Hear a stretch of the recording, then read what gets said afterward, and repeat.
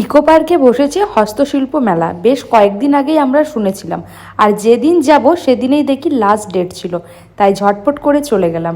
আর এখানে দেখি হাতের বানানো এত সুন্দর সুন্দর জিনিস, যা দেখে সত্যি মন ভরে যাবে। বলা যাবে না মেলার মধ্যে কি আছে, বরং বলা যেতেই পারে মেলার মধ্যে কি নেই। সমস্ত কিছু ছিল এখানে। আর এখানে আমি একটু আরাম কেদারা পেয়ে আরাম করে নিলাম। তারপর মেলার ওই সাইডে গেলাম, দেখলাম এখানে অনেক সুন্দর সুন্দর পেন্টিং। তারপর এখানে দেখো কাঠের ওপর কি সুন্দর পেন্টিং করা। সত্যি বলতে এনাদের কিন্তু এই পরিশ্রমের দাম দেওয়া যাবে না। জিনিসগুলো চোখে না দেখলে একদম বিশ্বাস হবে না, অতুলনীয় যাকে বলে।